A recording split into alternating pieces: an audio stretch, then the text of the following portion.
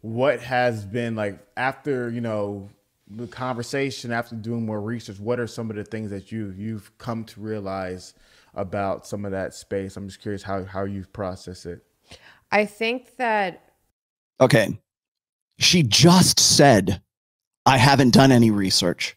She just said, I have been naive about this whole thing. That look on her face right there is a look of confusion. For like the serious, like red pill, depending on the person, but some of those people are angry, like really angry. Like usually when I have a conversation with someone, and I'll bring like left-wing people on the podcast too, and generally speaking, I can have a conversation with anybody, and generally speaking, we leave feeling like, okay, that was a reasonable conversation. And with Rollo in particular, it was like, that didn't feel, nothing about that felt good. We didn't leave on the same level at all. And I think some of those people there's some like anger towards women going on. And that's the criticism. All right. If you left the conversation and you didn't feel good about any of that, I succeeded. Comfort the afflicted and afflict the comfortable.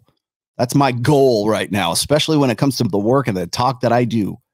When it comes to my books, afflict the comfortable, comfort the afflicted. And that's where we're at right now. Of course it didn't taste good. Of course it didn't leave a good, feeling at the end of that. Is that what your point was? Because I can tell you right now, that's not what your point was. And we're going to tease that one out here in just a second. But that wasn't your point. That was certainly not the purpose of our talk.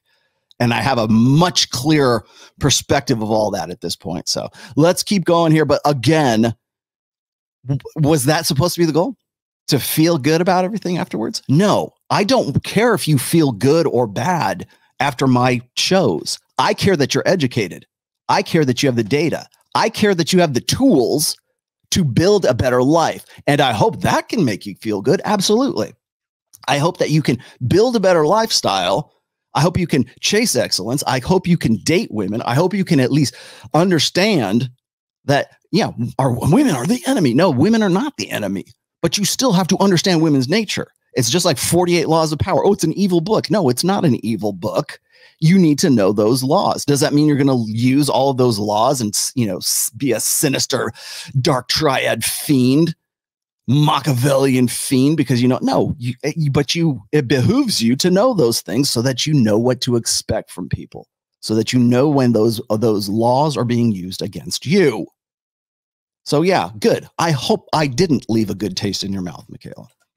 The red pill community gets to is like, why do you hate women? But And initially I thought that was kind of a misrepresentation in the media, like everything else is a misrepresentation. But I think that there are some red-pilled people that really don't like women, and you can see you can see it pretty clearly. Yeah. And it's not for the betterment, like teaching people that all women are a certain way or all men are a certain way. I don't think that that's going to actually make things better, make people get along better.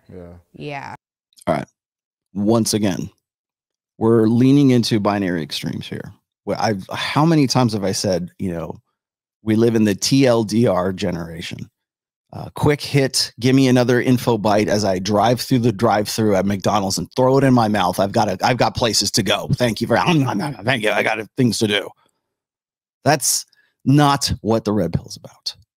It takes time. It takes time to understand it. It seems like, I will say this again, I have tried to reinforce this quote. I will probably put it in a book at some point. It's not in any book, but the language of empiricism, the language of reason, the language of data, the language of statistics, the language of hard objective truth will always sound angry to believers, to emotionalists, to people who want to feel good at the end of the conversation, to people who think that happiness is a sustainable goal state that they can perpetuate for most of their lives. No, you can't. You're not supposed to. It is not the human condition. And so when we talk about, they say, all women are like this or all men are like that. Well, okay. We can also look, so we have to balance that out. As I've said before, you can be again, it's the lie of individuation. You can, yes, are people these, unique, wonderful beings? Sure, they can be. There's no one like you. There's no one like you. There's no one like you. And you are an original creation, right? I mean, you're an original evolution, whatever it is. But there's commonalities, okay? There are commonalities. Men and women are different. And we are different, but we are common amongst the way that the machine is built. And that's what we focus on in the red pill. That's what we focus on in the manosphere. We don't say, oh, well, everyone, it's not this deterministic, this horribly, inviolable determinism. We talk about this all the time. Yes, there are things in your upbringing. There are things in your personality. There are things in your ethnicity, certainly in your gender, certainly in the way that you were raised, certainly where you were raised. There's a million different variables and factors, but there are commonalities amongst the machinery. And that's what we talk about. We don't go, oh, all women are the same or all men are the same. If there is somebody in the manosphere, in the red pill community right now who is saying that, you send them to me. Okay, please do. Because that is a bullshit 101.